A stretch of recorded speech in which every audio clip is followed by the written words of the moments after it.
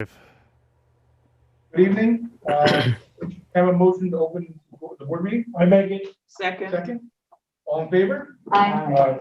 Please rise for the pledge of allegiance.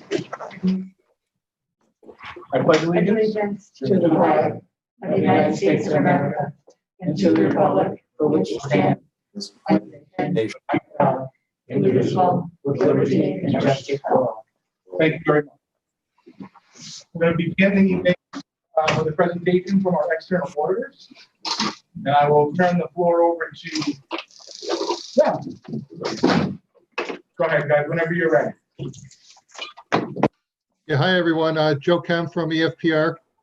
I'm the engagement partner. I just wanted to say thank you again. We appreciate being of continued service. From our standpoint, the audit went great. So, John or Jeff, it's your show. Go ahead. Okay, thank you. My name is Jeff Jones. I'm the engagement supervisor. I was out there in the field back in August to perform this year's audit. So the board should have a one-page document that's sent over to them. I'm just going to go through that, which is a highlight overview of the results of the audit. So we did actually go through the financial statements and our auditor reports with management. We sat with Keith and Deirdre, I believe it was last week, to go over items. We were able to issue an unmodified opinion, which is our clean opinion, is the best opinion that we can actually give on the financial statements, your extra classroom activities, and also on your single audit. We noted that there was no material weaknesses, no significant deficiencies that we had to note. There was one item of noncompliance that we had to report in with government auditing standards. It was noted on there as 2020-001. It was just related to the district's unassigned fund balance in the general fund this year exceeding the 4% cap. Management this year was a pleasure to work with, as always. Everything that we've been asking for, they've been getting us very quickly. We've been in constant communication. There's been no lags in responses, which have been great. At our district-wide level, which is the full accrual level, the expenses actually exceeded revenue by $5.8 million. The revenue had decreased by about $100,000 from the prior year, and this is mainly due to reduced tuition. The expenses this year increased $5.4 million.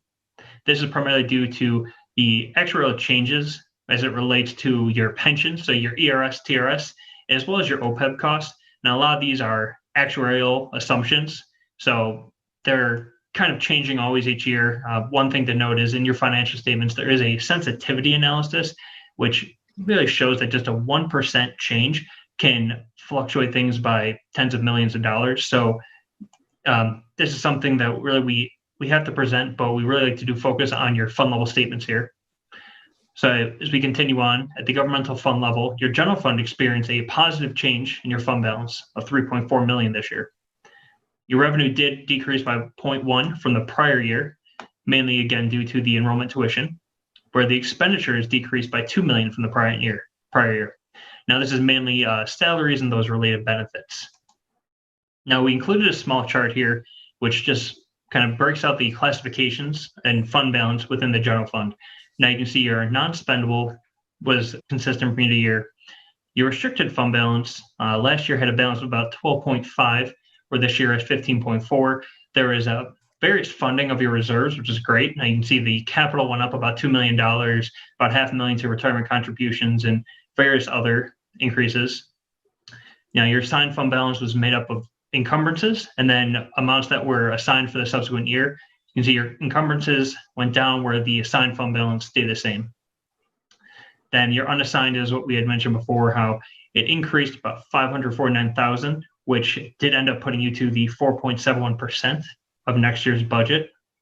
But overall, it was a good audit. And again, management, everyone was very helpful. So we'd like to ask if there's any questions in regards to that. Does the board have a question? I think it looks good. No bad news. No bad news. And I think the public should know that the additional fund balance is important, considering that 2020 is the unknown year.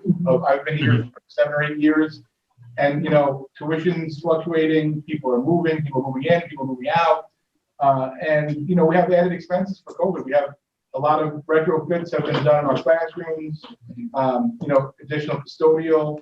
There's a lot of things that change and we don't know. So it's not like the money's gonna get just spent to be spent. It's only gonna be spent if we need it. And I think this year of all years, we're gonna need it. So, we're looking to be as cautious as we can, but as open.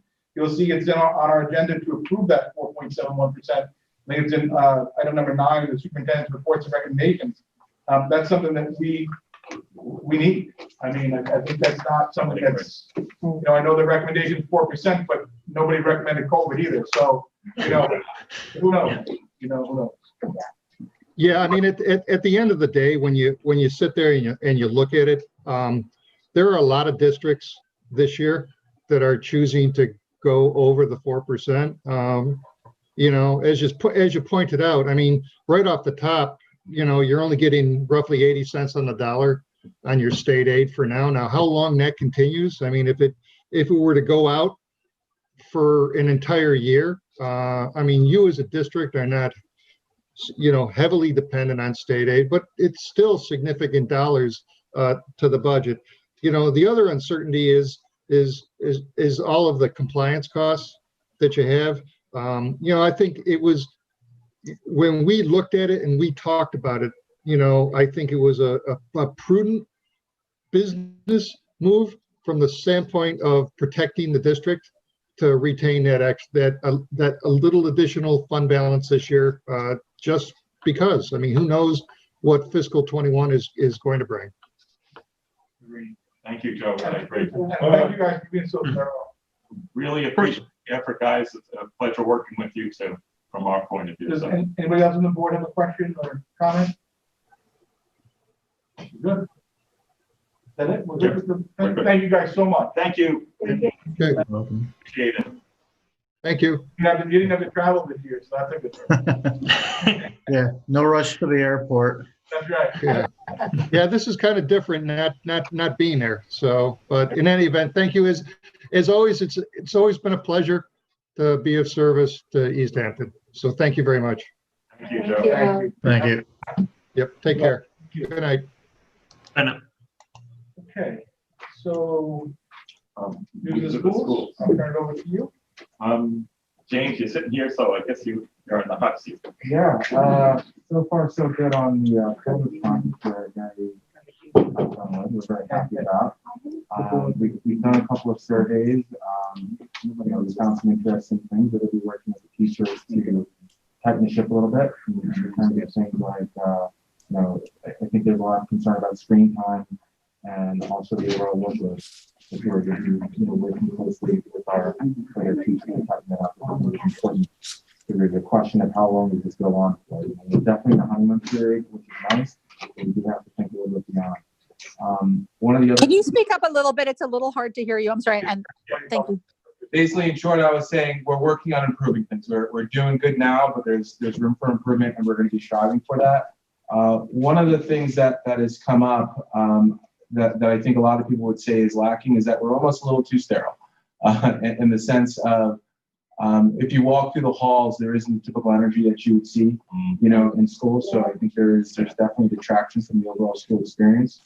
One of the things that a student association has talked about, which I think, I think it'd be good for the board to get a feel of, is they've talked about doing a drive-through movie night, which would be a nice way of socially distancing, but still, getting the community in. We'd be doing it on school grounds here. There's a couple of layouts that the student association has had. I think it would be really a good idea. There would be, food being sold, but students would be in their car. I think it'd be something to add to that bringing the community together feel, which I think is important. I think the COVID cleaning part we have down pretty good, and that kind of came through very heavily on the student survey. When asked, what were some things that we can do to improve in terms of COVID protection, the main comment was nothing. So, that's a good thing, but I think we do need to work on bringing the life back, to our programs. But could you flesh out a little bit more that Yeah, night? sure. So the student station is targeting October 23rd. I just want to pull up the presentation that they gave me for the proposal. So it would be a $30 donation per car. The tickets would be sold in advance. Attendees would be encouraged to obviously stay in their vehicle. The freshman class would be using this as a fundraiser. We're kind of debating how much of a fundraiser it's going to be, but that's not the primary purpose. But we're looking to sell food, hot dogs, hamburgers, some snacks. There is a cost that would come with this, with the group that the youth are going to be going through. It's going to be about $1,000 cost for it, for the equipment. And also, I guess there's a movie license fee, which I came to learn about, but I did not know. The movie that they're looking to do, they talked about Grease. I suggested that maybe that wasn't the greatest idea, because then, the kids definitely won't be there to watch the movie. But maybe The Greatest Showman, one of those two. We can make that up the decision. Which is the other movie? I agree with you on Grease. I didn't think I was going to see. But it is kind of ironic, because I believe there is a drive-in movie scene in Grease. And now that I think about it, that movie's really inappropriate. I think when you play it in the scene. Do we have an ACT at the school the next day? Does that matter? I don't think it really plays into it all. Okay, just checking. I think, I don't think it would be too late of a night. We're looking at 7 o'clock. Okay. 7 o'clock start for the movie on Friday. They're looking at 2 different layouts, one that would have as many as 70 cars, another that would have 42 cars, using either the student parking lot or possibly the area by the tennis courts. They would lay out that area for the cars to go in. So that's what our student associations come. They're coming up with a lot of things. They're trying to really brainstorm to make, to have a better energy. Not that the energy is bad. It's just there is none. It's more of a lack of They're going to energy. pre-sell tickets, and then they'll have close down the parking lot so that you don't have other people coming in. Yes.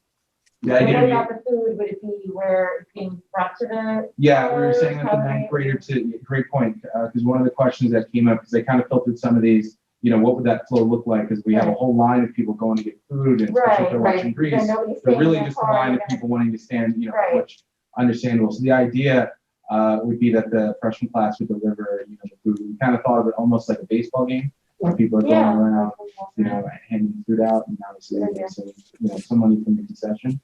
I just think it'd be an overall good idea. I think it's something that we could do that would still, fulfill those social distancing guidelines, but it gives a little something. I think we have to start giving something back. I've actually, I don't know if you guys have heard it, last couple of days we started playing music in between the periods. And we did a little test run with it to see if the technology is going to work right.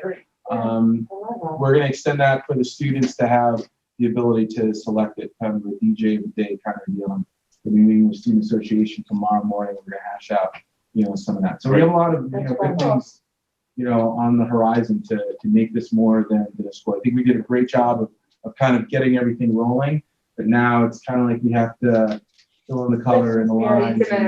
Yeah, exactly. Make it more like a high school, more than just a brick and mortar. I'm all for the driving. Great. Yeah, great. Okay, great.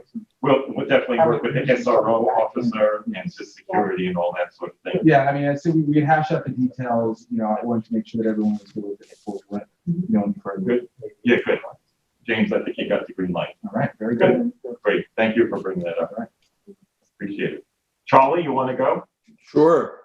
Our big news of the week is that our 12 co-curricular clubs started yesterday, and we're going to be doing those on a cohorted basis. So they will meet the first and third week of each month, and then for cohort A, and then for cohort B, the second and fourth week of each month. And the clubs that met yesterday had reported, and this is in addition to the homework help that also started yesterday. It took us a couple more weeks to get everything up and running, just to get it all sorted out with our expectations and our protocols with COVID. But all the clubs and or homework help that began yesterday had between 4 and 7 kids. So that's a good start. I expect the numbers will go up. This is just the first week, but I'm particularly thankful to transportation, who agreed to do the late bus for us, and then to all of our staff for every single one of our clubs that's running. Everyone agreed to do it in person, which is wonderful, because that, especially with sports not running, this is a great opportunity for kids to be together with their friends and have some fun and learn a little something. And it will also be, all clubs are also happening virtually. They're available for kids who are at home or on full virtual. They can participate as well. Obviously, the participation is going to be different, but they're welcome to log in, and the teachers have set up a Google Classroom for that purpose. The same with homework help. So the kids that are full virtual can take advantage of that 40 minutes of supervised support and help from our teachers. Charlie, what are the clubs that are running? Can you tell us which ones they are? Sure. Of course. We have Art Club for grade 6, Art Club in grade 7 and 8. That was something that we upgraded last year. We added a second art club because it was so popular. We have Chess Club, the debate team. We have the Drama Club. We have the Gay Straight Alliance. We have Homework Help. We have Scrabble Club. We have the Student Association. We have our Surf Writers. We have Waves Literary Magazine. And then we have the World Language Multicultural Club. We decided that there are 3 that could not run, at least for now, that we would have a hard time doing any workarounds with COVID. And those are the Cooking Club, the Dance Club, and the Bonnettes. So for now, under the conditions that exist, we are not running those. Otherwise, all of the others are running in person. Thank you, Charlie. Appreciate it. Sure. Hi, Beth. You're on. Hi, Beth. How are you? So in-person learning is going really well. Students are getting outside. Today was a great day. I was outside a lot, and teachers are using every available space, the tents, the grass, and it's been great. Our safety protocols are working. The cohorting has been great. The masks, the shields, the distancing. As you know, we had an interesting couple of weeks, but Wendy has been a godsend. She really has helped us navigate some uncharted waters and help us through some difficult times. We've worked, Project MOST is running. They are also using our cohorts to maintain as much safety as possible, which is great. Distance learning, I think that's where we're having some more challenges. We're up to 84 students. That's 20 more than when we started. And we have 6 teachers that are doing remote learning for those 84 kids. Technology is always tricky, especially with little kids, getting them on Google Classroom. Chromebook extensions don't always work at home. There's been Wi-Fi issues. We sent out a survey asking families after we had to close last week how many still needed a Chromebook, and 105 said they needed Chromebooks, and we don't have that to give out at this point. So the rosters are getting really large.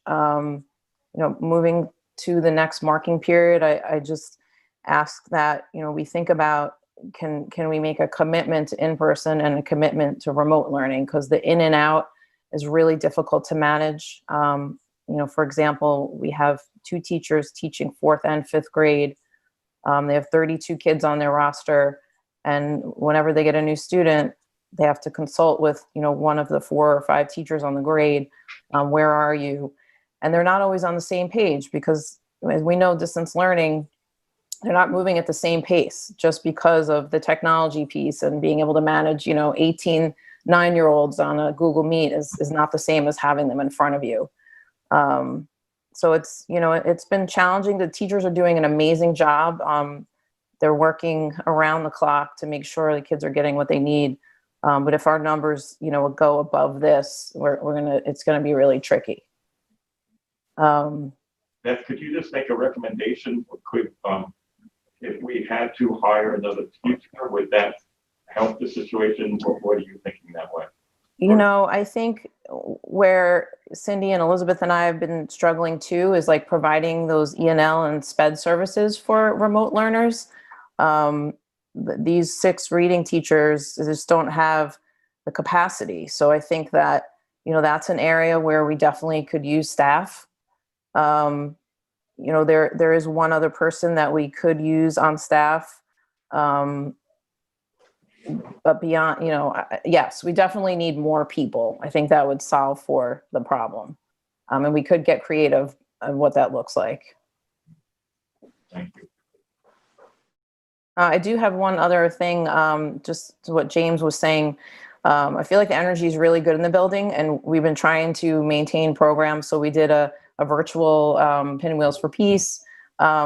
We still want to do something on Halloween. I know the town is not closing off the roads, but we're going to allow students to come in their costumes, and we're going to do a small parades and a Halloween craft in the classroom, where each grade will parade around the courtyard where the pre-K is, and they'll have a cohort watching them, and then we'll just keep flip-flopping where every class gets to show off their costume. Of course, we're going to live stream it. We can't invite parents in, but we're going to do a live stream through Twitter, and share that with families so they can watch. So that'll be on the 30th. Nice. Beth, can I just ask you a question? It's Jackie. Hi. Hi there.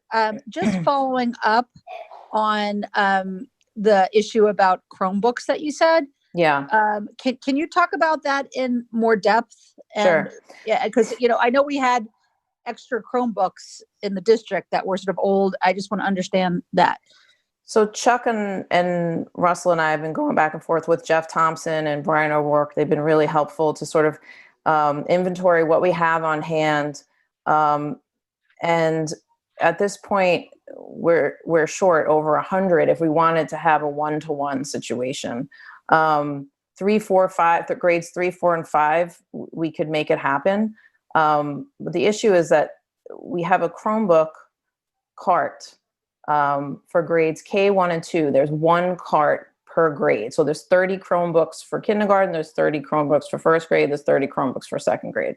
And that is used for STEM, for Jeff Thompson's program. So when he goes into those classes, that's what he's using. 3rd, 4th, and 5th, we have enough for each child. But again, if we send them home, then they don't have them for their STEM class. There are also insurance issues, I learned, where there are some Chromebooks that don't have the right insurance for us to be able to send them home.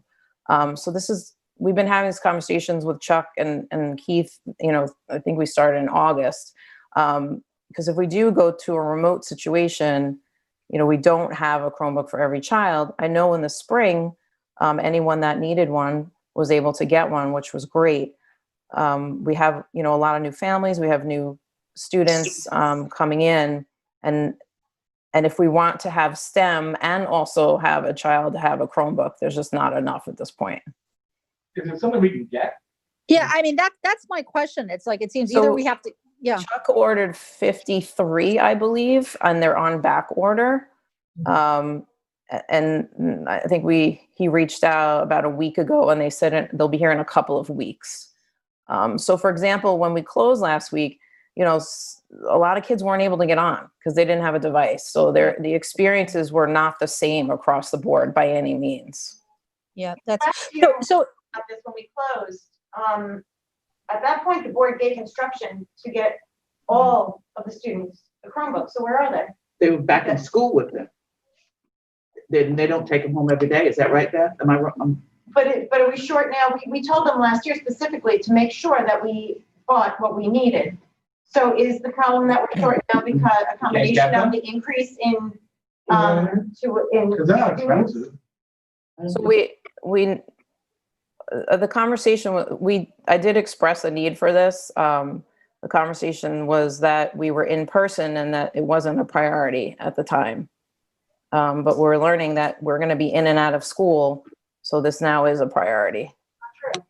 But last year, when we had to shut everything down, didn't we order a lot so everything could have one? Is it just because we've had an increase in conversation and the board said get what we need? But then he's using 96 to 30 for in school. So when they go home and they don't know they're not coming back to school till they get. Exactly. So that happened the other day. We closed after school closed, so nobody took their Chromebook home. Making sense? Oh, that makes sense, but So were So they can they just thinking take that it home every they're day? thinking they were gonna be using those and now That's, they're that's, being utilized that's been the elsewhere? problem, was taking. So if we send home, we send them home and they don't bring them back, then they can't participate in their technology class. Well, I mean, I think that at this point, I mean, is technology the most important thing, or is that No, having- but we don't have enough anyway, though, even without even that. Right, That's but we just an need to- added thing. So here's the thing. Here's a question for you. This is a problem that I think, we need to figure out, because I think that the likelihood is we're going to keep going remote. And for that's some period of time. exactly why I'm bringing it up. Yeah, 'cause yeah. It's definitely a big issue. All right. So among other things, there are families that have other computers at home that Correct. were given Chromebooks that probably don't need Chromebooks to, I know when my kids were issued Chromebooks, we're fortunate enough to have another computer at home. Mhm. So it seems to me that there's two things, like we either have to, we have a back order, we need to buy them, we need to reprogram, and then we need to redistribute them. If we can't buy them, like kids who don't have other computers at home, maybe some kids that have computers at home, we can repurpose them. Yeah. So, And I was wondering why there was such a need when in the spring, why didn't we thought everybody had them? And what I'm learning from talking to parents is that, okay, we lived that, and that did not work for us as a family. We only had one device in our home, and I was working from home, and I needed the computer. My child needed to be on at the same time as me, and this is now why I need a Chromebook. Right, that makes sense. So they- Yeah, I mean, if they this- used their computer at the Yeah. time, but now, Now I they're think realizing I think Chuck has them on board. Yeah. They're on order. I guess the messages from the board is, we're okay with buying them, Right. please get them. And if We'll he needs figure it to out order more, because- order Yeah. more. Yeah, or if you need 100, let's order 100. I mean, I don't, they're not that terribly expensive. I I know wonder they're if probably keep cranes, but it's all right. I wonder if he only ordered 53 because that was all he could order. Right, but, No, if you no. need them somewhere else. We'll figure it out. We need to get them. Yeah, we'll get them. Thank you. That's a big help. That it? Okay, Yes, thank you. Thank you, Matt. thank you, guys. Matt, do we have anything for public comment? Does anybody call in? We do not have any callers, JP. Thank you. Thank you very much. Can I have a motion to accept the consent agenda? I'll make a motion. Second? Third. All in favor? Aye. Okay, I'm gonna take my mask off while I read this because I don't know if you can hear me or not. The superintendent's report recommendations. Item number 1. Recommended the board approve the following resolution. Resolve the Board of Education of the East Hampton Union Free School District pursuant to Rule 14 of the Suffolk County Civil Service Commission, upon the recommendation of Superintendent of Schools, does hereby appoint Susan Vasquez to the position of Office Assistant Spanish Speaking for probationary period of 26 weeks, effective October 19th, 2020, and to be paid at the annual salary of $39,081. Can I have a motion? Second? Second? I made the first. Okay. Discussion? Any additional? This is an additional, this is just, like, a replacement, Cindy left, go to a position close to the home. Okay. It's a replacement in the district office. Okay, I just want to make sure we understand that the public understands that we're not adding someone. and No, Where we're replacement. going. Yep. All in favor? Any opposed? Number 2, recommend the board accept the letter of resignation from Elizabeth Doyle, elementary school principal, effective close of business day on October 30th, 2020. Can I have a motion? I make it. Second. Second? Discussion? Beth? Sorry to see you go. We wish you well. Yes. Thank you. Thank you, Beth. Thank you. Thank you, Beth. Thank you. Thank you very much. I'm so grateful for the opportunity that you've all given me to lead John Marshall for these past 7+ years. This community's been very good to me, and I will miss the staff and the families and the students very much. John Marshall will always have a special place in my heart. Sorry. And we've accomplished a lot, and I'm so proud of that. And just thank you very much. Thank you. Thank you, Beth. Good luck. Yes. All in favor? Aye. Hi. Congratulations on for you too, moving forward. It's a good thing. Thank you. Number 3, Recommended the board approve the following appointments for the 2020-21 school year, beginning with English 9-12 program coordinator, Josh Owen, and ending with custodial substitute, James LaFarge. Do you have a motion? Make motion. Second. Is there a second? I catch it? Yeah, let's see. Oh, Jen, I'm sorry, I didn't hear you. I'm sorry. I can't hear it, it's terrible. I didn't realize how much you realize you lean on reading lips, but all in favor? Any opposed? Number 4, recommend the board approve the following resolution. Resolved that due to the COVID-19 pandemic, the board approves the following abbreviated interscholastic school season schedule for the 2020-21 school year. Have a motion? Make a motion. Second? Any discussion? All in favor? Any opposed? Number 5, recommend the board approve the following interscholastic coaches for the 2020-21 school year, and it's long, so it begins with the boys varsity basketball coach, Daniel White, and it goes for several pages to track, middle school, to Bill Herzog. Have a motion? I'll make a motion. Second? Any discussion? Where's I'm Paul? sorry, I didn't hear a I got the second. salaries. Where's Paul? Who was it? John, I think it was the second, right? You was the second? John's the second. The second? Okay. Boy, I didn't hear John. I'm sorry. I know the salaries. Yeah. And I always know that coaches don't make a lot of money. They're not paid. Whatever. But are these their full salaries and because of the abbreviated session, or they already cut or what? This is the final salary. I think. No, these are the full salaries that they're gonna get a per diem based on that. Based on the per diem basis on how. That's if you look at these numbers, these look like full salaries. And then we discussed in athletic committee, they get a per diem based on their full salary. And it's explained in the resolution, the resolution that you guys just approved. If you go down, it says, and be it further resolved. It Okay. Yes. explains that. Yeah. All right. That's prorated per diem. It's prorated. Okay. But Oh, all right. Paul is not in here. No. Where's Paul's Paul? already approved. Yeah. But we didn't have the salaries. Yes, you did. You already approved. The abbreviated fall salaries? None of these salaries are abbreviated. The resolution that is on here takes care of the entire school year. Oh, I thought we were getting the Yeah, it's the next abbreviated resolution. salaries. No, Sandy, this is the full remember we discussed it in athletics. So it's the full salary. And then they get a prorated. So let's say let's say the season is 10 days. I'm just looking at a salary. It's you divide, that salary. Let's say it's $10,000, whatever, for 100 days. It's just all divided. Okay, That's right. I misunderstood him. I thought he said he was giving us the abbreviated salary. Yeah, no. They get a portion of this. All right, that's why I misunderstood. That's okay. Any further discussion?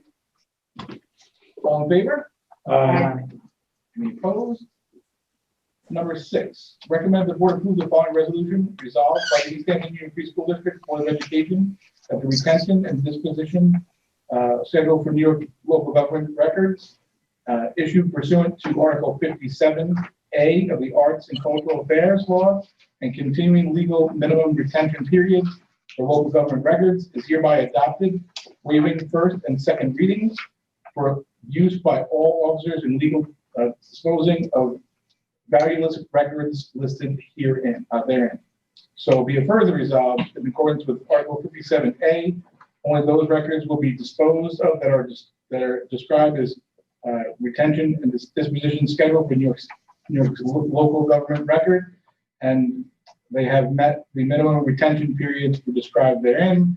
Only those records will be disposed of that do not have sufficient administrative, fiscal, legal, and historic value to merit retention beyond the established legal minimum periods. Can I have a motion? I'll make a motion. Second, everybody confused? No, we can get rid of this. Which is Yeah. streamlined. Yeah. You can throw stuff away. With our flood, we realized how much we really do. I figured that's what it had to be. It replaces the old retention schedule from the state. That's all it is. That's all it is. All in favor? Aye. Any opposed? Number 7, recommends the board hereby waive the first and second readings of the amended policy, records management, number 5670, and accepts the final reading of said policy. But we need a motion for that, right? Yeah. Have a motion? I make a motion. Second. Second? Any discussion? All in favor? Any opposed? Number 8, recommend the board approve the following resolution. Resolve that the board approve the final contract for cooperative educational services between the East Hampton Union Free School District and Eastern Suffolk BOCES in the amount of $2,331,457.82 for the 2019-20 school year in accordance with terms and conditions set forth in said agreement. Can I have a motion? I make it. Second? Second. Any discussion? Standard. No, Standard. it's actually going down. Is it going down? It used to be over 3 million. Yeah. Good year for it to be down. All in favor? Any opposed? Number 9, recommend the board approve the following resolution. Resolve the Board of Education of the East Hampton Union Free School District have being advised per New York State law concerning the use and appropriation of excess fund balance into reserves, hereby directs that $3,387,236 or 4.71% in excess of fund balances for the 2019-20 school year be placed into an unassigned, unappropriated fund balance. Can I have a motion? I make it. Second? Second. Second. This is what we talked about earlier, Mhm. when the auditors were here. Any discussion? We pretty much talked about it. All in favor? Any opposed? Number 10, recommend the board approve the following resolution. Resolve the Board of Education hereby authorizes the funding of the TRS services, TRS reserve in the amount of $553,330.24. And the compensated absence reserve in the amount of $159,260.54, and the capital reserve the amount of $2 million. Can I have a motion? I make a motion. Second. Second. Any discussion? Excuse me. Can I just ask a quick question to Keith? Are any of those, I understand all the different reserves, in terms of how much we put into each of them, is it like if you wanted to put, let's just say we're putting 553,000 plus into TRS reserve and 2 million into capital. If we wanted to put some of the capital into the TRS reserve, is that done legally at this stage or no? There's a funding formula that we need to use. Okay, that's what I was figuring. Okay. Yeah. So are we maxing, are we like maxing out on the TRS reserve? Yeah. What? Yes, Yes. correct. Yes, you are. Yeah. Okay, thank you. I just wanted to make sure because that's that's such a valuable thing that we've been able to establish. I just wanted to ask that question. More important probably now than ever because they're all. Yeah, that's why I was asking that, JP, just because I figured that they were probably restricted in what we could put into it, but the more we could have in the TRS reserve, the better, for obvious reasons. Thank you. Any further discussion? All in favor? Aye. Any opposed?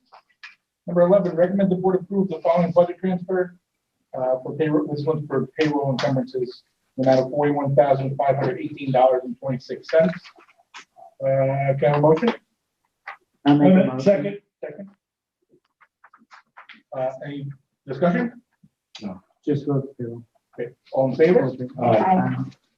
Any opposed? The October committee schedule is the last thing, but we don't vote on it. Right? We don't vote. It's just to notify you. FYI. Right? That's all marked on a district calendar online too, if you need that information, because it is important. Move on to old business, and we have the open board seat. And I don't know, please everybody just chime in and tell us what you think of this. Some board members that want to, some board members don't. I'd like to get a consensus, go around the room, get a consensus. First of all, who feels what? What do we want to do? Do we want to replace it? I know some people don't, but I just want to be really clear so everybody knows that it's an open conversation and the majority of the board is going to decide what to do. So I just like to, Jackie, can you give me your feelings on it? Yes, I'm happy to. I would like to replace I would like to replace the board member. I think I think that, we lost a board member fairly early in the term. So I'd like to replace, and I would like to, pick from one of those who submitted an application. I don't want to have an election. We've already discussed that. Christina? I think the same. I think I'd like to, because it's so early, appoint somebody. And I think, it's also, especially important, like, my term is up this year in May, and I already know that I'm not going to run again. So if you now have another new board member coming on, and there is a learning curve, and we all know that, and especially this year with the challenges with COVID, I think it might be prudent to bring someone on from the one of the applications, the resumes that we saw, so that you have one person who has already hit that learning curve, and before you have another new person come on. Because we all know change on the board, too much change all at once can really And it affect doesn't things, and it's a very challenging time right now. And it doesn't mean it's not gonna happen, because more people could run, and whoever we appoint doesn't end up on the board. So there's that possibility too, but if you can sort of bring some up to speed, it takes a few months really even just to catch up to what's going on. JP, the question though, the board member, whoever, if we do end up appointing somebody or whatever it is, they would take over Wendy's position, And correct? they'd fill Wendy's slot for the rest of the year. Yeah. And they'd have to run. So it'd be a fill the special remainder of it. election? It would be a special Not special, election? it would just be on a regular May election. Oh.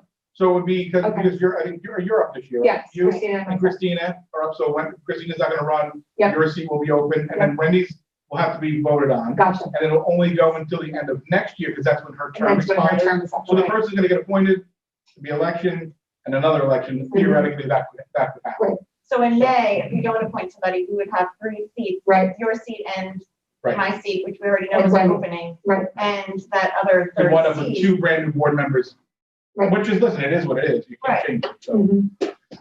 John? I believe that the board should not regenerate itself. I will vote no on any appointment. I understand I would like to have an election. It's the wrong time to have an election, so I'd like to leave it open. Okay. All right? Totally respectful, thank you. Sarah? I'm in agreement with choosing from, appointing somebody who has stepped forward and said that they'd be interested. I think I completely agree with Christina in that, because of the way that the election will go in May, it'd be great to have somebody who at least has, dipped their toe in and gets a better sense of how things have worked. And if they want to continue, they might not want to continue. So there you go. Absolutely. Yeah. Sandy? I don't want to appoint anyone. I don't feel that that's my role. I know we can't afford an election right now. You went a couple of years, you went almost a whole year without Mr. Wilson. So that's I'm not comfortable with appointing anyone. I understand. So there's 4 for yes, 2 for no. If we're going to do this, I think the consensus of the board is, and I respect differing opinions. That's what's great about our board, is we do have often differing opinions. But I think that this one, it looks like we're going to go forward and appoint someone. But I want to let's explain to the board too what our options are. I think the best thing to do, my personal recommendation would be, is to take the applications or the information we've obtained from those members, of the community that are interested, and look at them. I don't think we should. I think if we do an interview, I believe we have to do it in public. No, you don't. We don't need to do it in No, public. you don't. I thought we did. No. I think we should just go based off. I think we know each and every, for the most part, who they are. So let's pick one of those at our next board meeting and make a motion. I apologize it's taken so long to even discuss it. Just with COVID, we've had so many other things. There's a lot of changes going on in the district. There's a lot of things happening that have kind of prevented us from really discussing it further. We're here for hours as it is, and it is important, but at the same time, that's my opinion. And please, anybody that has a different. JP, I don't know all the people applying. And so I would just benefit. I don't want to protract anything, but I would welcome just like maybe 10 minutes. Can we do it with each on Zoom? No, you can. You can do it, honestly, you could do it either way, but traditionally, you've done it in exec. I would say like 10 minutes with 10 minutes with each on Zoom, just like, why do you want to be on the board and what do you think you offer? That's what I would like to see personally. No reason that we can't have one more person, just rotate them through, they don't have to all be at the same time. But I'm an in-person person, and if you can wear a mask and social distance and we have the space to do that, I prefer to do that myself. That's me. But you guys choose. I mean, it's not just my decision. So, but I would like to pick somebody at the next board meeting and just move on with it, so it's not lagging and it's not old business reoccurring every time we have a meeting. Yeah. So I prefer to move along with it. Well, I mean, if I were one of the candidates, I would probably want the opportunity to talk. Sure. So I think we should afford them that opportunity. Agreed, Jackie. I'll speak for myself. I'm gonna vote no on anybody, put up. And if we need 4 votes, the 4 of you that want to appoint somebody better agree on that one person, because if one person balks on that person, it's a 3, and that doesn't do it, am I right? Well, then we go back to. No. So I never said it, but I am gonna vote no, because I don't believe I should pick a board member. I think our community should pick it, and I don't want to run an election this time of year, so I want to leave it open. All right, so can we maybe set that, can Carrie, can you- Sure, what day would you guys, what are you thinking of? Obviously, next week? Yeah, well, do you want to just do it at our regular board meeting next time for 10 minutes apiece? Well, why don't we do it, JP? I think that's a good idea. Why don't we do it like we have an early exec? Exactly. Start at 5. Start at 5, do, 5, 5:10, 5:20, and then, we'll go from there. Yeah. And the thing is, maybe we won't all agree and we'll have nobody. Right. That's fine. You know what? It is what it is. Sorry, can you send all the Resumes. three of them, I think? Yeah. I have already sent them to you, but Yeah, I please came send them to prepared today before you guys leave. I have them for you, Ah, okay? our Thank you, goddamn- Carrie. More copy for everybody? What we do without you. Good. All right. So that sort of give us. Can I'd like to clarify something if you don't mind? Sure. John, are you listening? Yes, I am. Okay, so now for Miss Gearing, when she left, obviously this is the seat that we're talking about. So this person that would come in she has 2 more years on her term. She stays the whole time. So the person who they appoint, the board appoints, do they stay for the whole 2 year, for the remainder of the 2-year term? Or is it, no, it is at the, okay, As was described before, okay, all right. whoever is appointed is only appointed through the next election. Okay, great. All right, thank you. Next year's election, whoever is elected to fulfill the balance of the term will take office that night and will stay in office until the end of Wendy's original term. Gotcha. Thank you. Right. Thank you. Okay. Any other discussion on that matter or anything else for old business? Right? Well, we're pretty much done, right? We were supposed to discuss. New business. Driver's ed. Yep. High school driver's education program, for the fall, I want to be very clear, this is the proposal or what we will be doing, starting hopefully next week, the fall 2020 term. The DMV and State Ed have authorized us to conduct our theory class. Our theory class will be conducted remote, times to be determined by the instructor. Obviously, we don't have to run them right early in the morning anymore. We can be a little more flexible because of the change of things after school for our kids. The driving component will not be handled by the school. We have been given, all schools have been directed to let parents do it.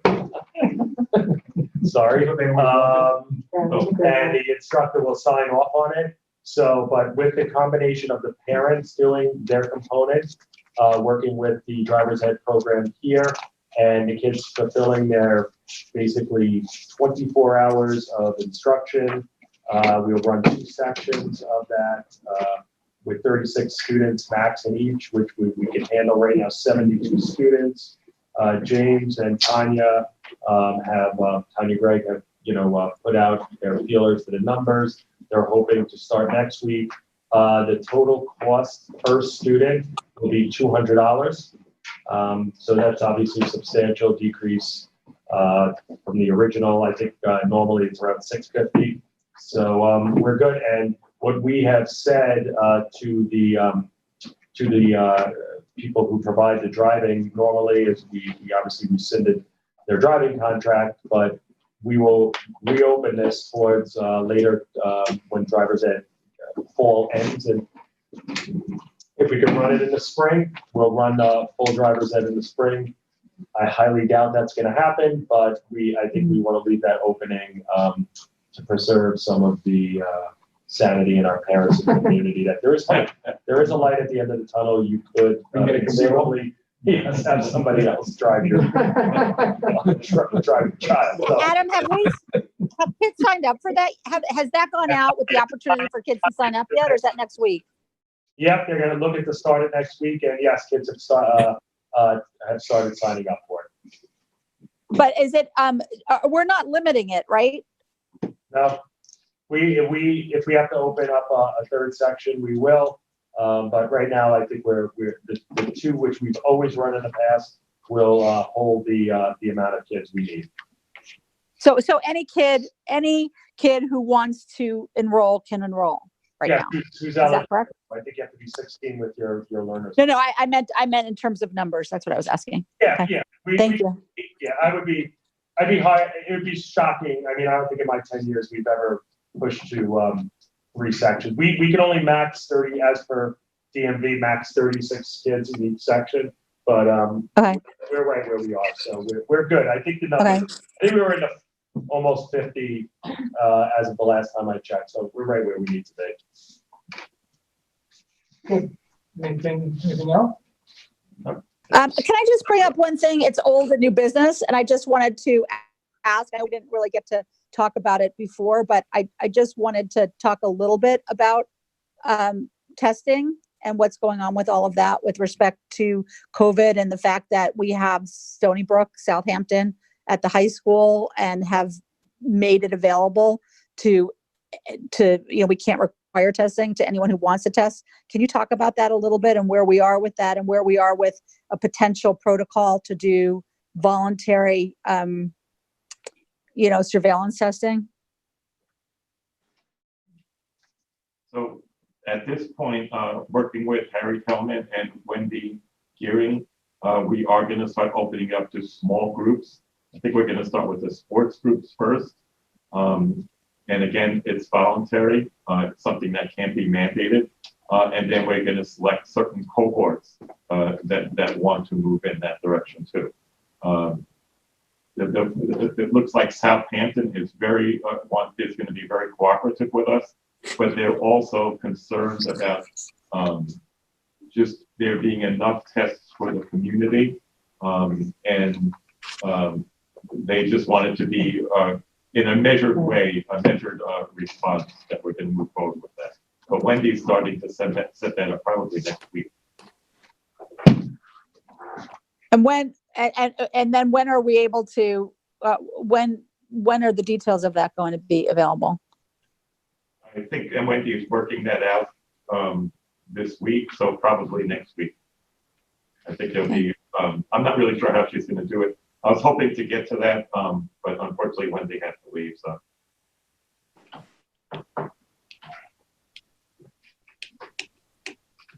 Okay, so can we have it on the agenda for our next school board meeting? Absolutely. Well, to be clear, and thanks. I know Wendy's been working double overtime, and thanks very much to her and to everybody else for all the hard work to navigate these very difficult times. So. And to be clear, because we're on TV again, anybody that wants to get a test can call the phone number that the school nurse has it. It's a Montauk number, if I believe, if I'm correct. Yes. And you can set up a test. And we encourage you to do so if that's what you want to do, but we can't mandate that you do it. But if you feel the need or just want to do it, please do. And it's there for that reason, so please take advantage of it. And I think it puts some other people's minds at rest as well. Good. Matt, do we have anybody calling in at all? Public comment? I had a parent. You have nobody on the line, JP. Thank you. I had a parent that emailed me because she said she couldn't get on. Okay, you have a question? It's long. As a parent, it's from Jen Cunningham. As a parent, I don't have my glasses. As a parent, I want to thank all of the all the staff at John Marshall for making the return to school such a positive one for the kids, despite all of the necessary restrictions. It is much appreciated. While I understand that the Suffolk County Department of Health did not require the canceling of classes in 2 of the positive COVID cases, how much of that decision is based on an assumption that the young students are actually wearing the mask properly all day? Logically, it is not likely that all young students are wearing their masks to proper protocols and remaining 6 feet apart the entire day, despite the best efforts of the teacher. Does the staff feel comfortable, honestly, reporting lapses in protocol to the contact tracer without fear of retribution from the, I don't have my glasses, from the lapse occurring? Is there a threshold at which the district would decide to move the class and bus peers to remote learning for 10 days without the Suffolk County Department of Health requiring it? Especially since the science points to children being contagious, even if not sick, and the spread likely being more than 6 feet when inside. Thank you for your time, Jennifer Cunningham.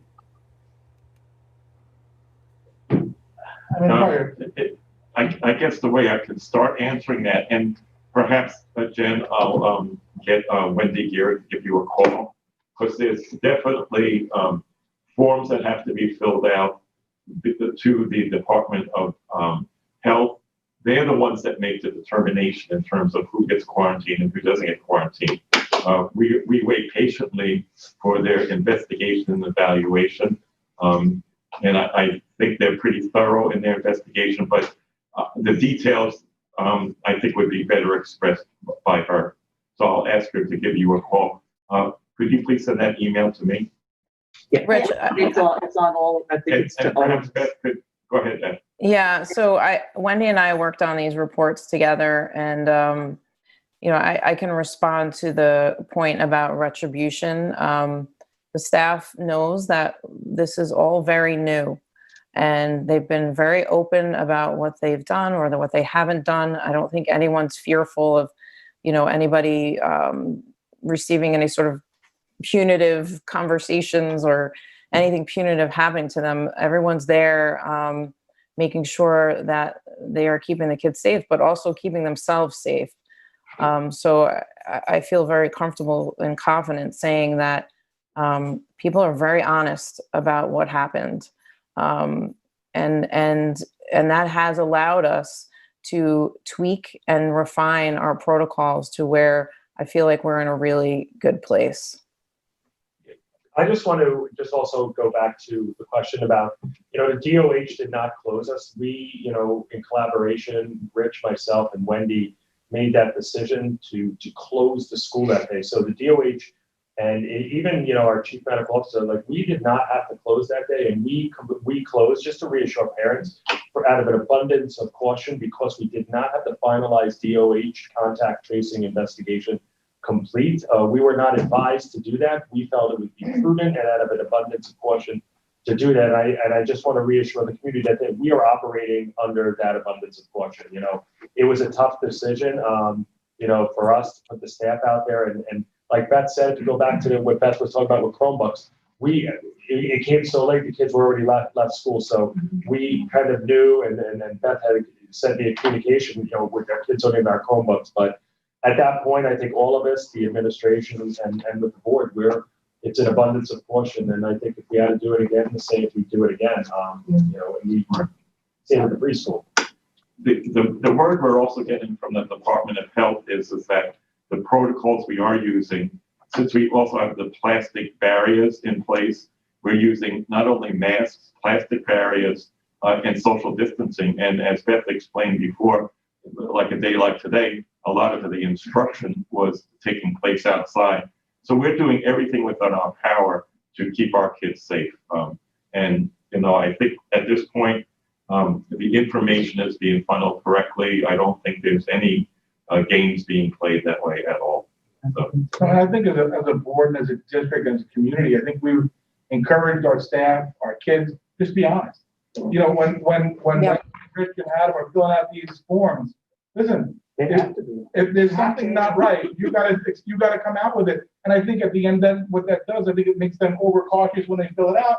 And maybe they, go on the side of, like you said, of abundance, of caution. You have to look at it, and I know we've said this before, and some people will never, but you have to trust the people that are in place. And I have to say, from my perspective as a community member, drive down Newtown Lane, and this is a hats off to Charlie. You drive by and you see a teacher and a couple kids out on the front lawn, doing some sort of an exercise, a lesson. That's fantastic. You know how many people have said to me, "Hey, I was driving by the middle school the other day and I saw some kids out. They had a table set up." And I'm like, "Yeah, that's great." And again, it's taking advantage of what we have. We've got grants. We've got a place to go. We have outside space. It's fantastic. And the community appreciates it. I really believe that. But our staff, our students, and our parents have done a tremendous job so far. I don't have kids in the school anymore, so I get information from parents and some kids. If I see them, I'll ask them, and they cringe as you ask them. But hey, what's going on? And they're like, nothing. But at the same time, I think I really appreciate what we have. I mean, we can have an honest conversation here, and know that you can speak openly. And if you can't speak openly, we're doomed. And I think we are. Yeah. The communication level is open. We disagree on some things. We agree on most. At the end of the day, everybody agrees we got to be safe.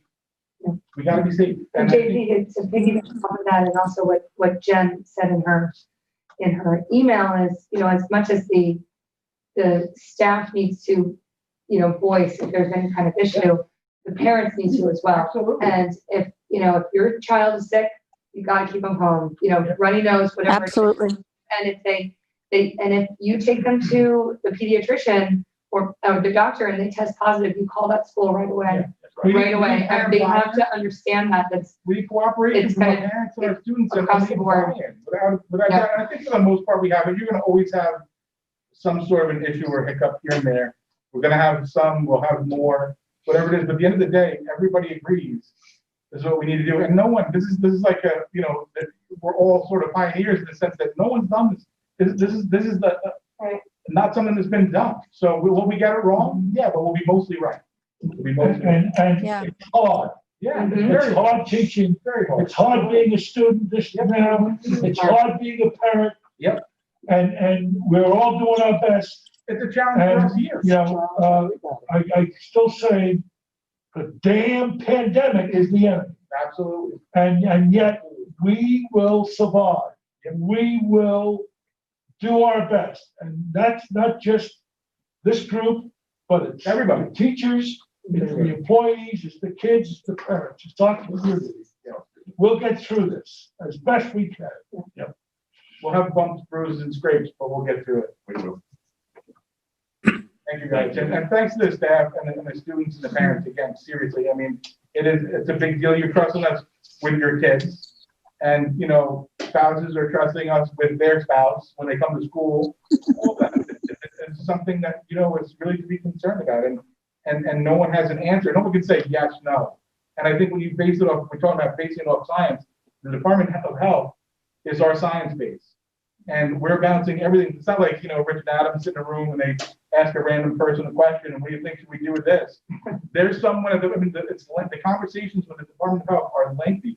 I think they've, as limited as they are, they've stepped up to the plate, at the Department of Health to answer these questions and be thorough. I think we have good contacts with them, with Rich and Wendy and Adam and the nurses in the buildings are all, they're dealing with things they've never had to deal with before. And I think they're doing a really good job. Yeah.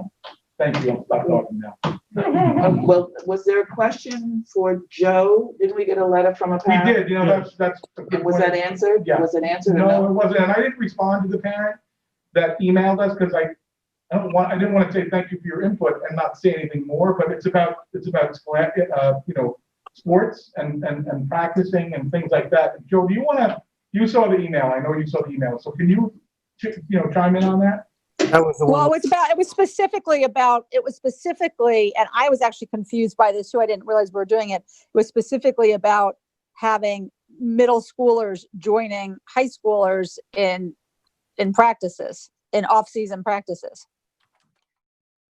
Yeah, we've always had off-season practices in the summertime, and it's open 7 through 12 or 7 through 11, with seniors not being able to do that. And since we are following that model of off-season workouts, the middle schoolers are eligible to come down. We have a handful of kids that are coming down, and when that happens, the coaches are breaking them up into groups for anything that there's when we can. And so far, it's been a great experience. There's only a handful of middle school kids that have come. And they stay within their cohorts, by the way. You also have to look at the So when you say stay within their cohorts, Joe, are they staying, like the middle schoolers are staying away from the high school students? They're not going near each other? No, they're staying in their Monday, Tuesday, Thursday, Friday rotation. Okay. And they're staying in their pods of 10. In that pod of 10, if there's only 8 kids, they're mixed in with all age groups. If it's over 10, then they are being split up into as close to age appropriate as we Since can. when? I have never heard, I mean, maybe I'm stupid, but I've had kids, I've never heard about 7th graders working out off season with like high school juniors or 8th graders. It's open to all. I can't, if I don't have it open to all, then I'm breaking the rules of having an off-season workout. Then it becomes more of a team concept. And the idea is that it's an off-season workout like we would do in the summertime. And in the summertime, cross country runs with all different age groups, soccer plays with all different age groups.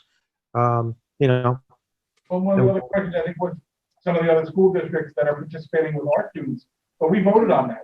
Joe came to us and said, we're either going to do it or we're not doing it. And we said yes, unless I'm mistaken. We did say yes. My thing, if a parent's not comfortable, they shouldn't send their child. I would close the whole program down. Right. Listen, there's travel, baseball, there's travel. And that's what I think that's the thing that some parents don't understand. A lot of these children have been practicing and playing all summer together. The town's running soccer league. The town's running programs. They've been doing traveling teams. But I can understand a parent being uncomfortable, but then they're gonna have to make the decision that maybe they don't want their child to participate. And that's their choice. And that's their choice. Expected on top of that. I have one other question, Joe. The swimming was yes. supposed to be, is the administration recommending our kids be allowed to swim? I forgot. We under the Y guidelines, which are very safe. Yes, I'm asking direction from the Board of Education. I sent the email guidelines that they have. I would like to allow our kids to swim inside. Under the parameters, we have the pool by ourselves for 1 hour from 3 to 4. We will basically, the way it looks like now, they would be in their cohorts. You're looking at no more than 10, 11 kids in the pool, which is well within the guidelines that of 18, which is what the YMCA has. So I would like to open that up for our kids, but I need the board's permission to do that. Do we need a motion? I think you just need a consensus, just a consensus. I agree. They're not going through the locker rooms or anything. No, they're not. From the outside, they're going to the outside. What was it say? What do you do? But the point is that, we're not controlling what they're doing outside of the school either. But I have to say, it does make me a little uncomfortable combining with other schools and have mixing grades but they're doing it anyway. So I don't know. I mean, these kids are together on the weekends. Right. To be honest, they are. If you're living in another neighboring school district. But all of these You're things seeing that are something. accumulating are going to make it more difficult for us to keep from closing down schools. Yeah, Right? correct. So Yep. we're all trying to live that balance of That's right. living like it's normal and it's not. And at some point we may, Well, we have to reel it back in. Yeah. Quite honestly, I think the But school. we're all aware of it at least. I think the schools are the safest place we can be Right. with the way we're practicing masks, social distancing, washing of hands. We're doing everything properly. We're Rich, I've been thinking a lot about that, and I actually agree with you 100%. And I was actually thinking about sort of the fact that, a few COVID cases showed up in the district. To me, it's probably because we're just catching them now, meaning that you have the kids, and the community. I think that there's not been a lot of testing out there. And I think probably COVID has been a lot more widespread in our community this whole time than any of us has known. And the fact that we have kids now back in school, it's just showing up because we're now saying like, all right, you come to school, people are having their temperature taken. And I agree that I actually do think that the schools are probably the safest place. I do. To the point too, where the Department of Health is also making decisions when they have quarantines, it was only for an individual, because actually when the person who does have COVID positive is in the classroom, they're probably not going to affect, as per DOH, other students in that class, because we're doing what we are supposed to do. And those decisions are based off the science. That's what we have to remember. We don't have masks for nothing. We don't have the plexiglass for nothing. We don't have social distancing for nothing. It's all to stop the spread. You almost have to assume that the person you're sitting next to has it, no matter where you are. If you're home, if you're visiting family, if you're at the grocery store, stay away. That we could get the plexiglass. Yeah, exactly. We're very lucky. We're very lucky. That's actually on the rating scale when DOH makes its determination. That's a factor that gives us a higher grade of compliance, if you want to look at it that way. Because there are schools that don't have it. No. Many. No way. But we can do the best that we can do, but kids are still going to parties on weekends. Yep. They're going to the park without masks. Yep. Birthday parties. Everything. Family gatherings. I mean, it's all happening. You're not going to stop it. It's not a vacuum. Big weddings. Yeah. There's that too. All right. Anything else? So what did you guys decide? Can we do swimming or not? I didn't. Yes. If you're meeting the I say guidelines, yes. I mean, I think that no one loves it, but I think it's the best of, the circumstances. Yes. Yes, Joe. Only if you take the Rangers thing out from behind. Okay. Yeah, we're. Just one last thing. I'm really proud of the kids after school. It really has been going well. And I think it's nice to see them out there and engaging each other again, athletically, and it's kind of lifted their spirits a bit. So I'm thankful you guys are letting us do this. Well, it's needed. It's needed. They need to run. They need to be, as a team. I think it's very important. Yeah, exactly. We've taken their childhood away in a lot of ways. All right. So can I have a motion to adjourn? We're going to go into exec for employment history of certain employees. And John, if you could join us too, I know we wanted to get one item. We'll invite you. Rich, should I go back should I go back? Is that same link still available? Adam is actually going to invite John and Jackie. Zoom it. Yeah. We'll okay. Zoom. Exit this, Jackie, exit it, John, and we'll resume. And then are you sending me a new link? Yes, we will do that right now. Yes. Can I have the motion? I make a motion. JP, excuse me 1 second. Are you coming back from executive or is this it? No, you're free. That's it. Okay, so you got no callers. And just to respond to board member Vorpal's comment about can't get through, I checked it on my own phone and I got through twice. So, and I've been displaying the phone number through YouTube. Welcome to East Hampton. We understand. Oh, okay. I just want to go on record. Okay, Matt. Thank you. Have a good night. Good night.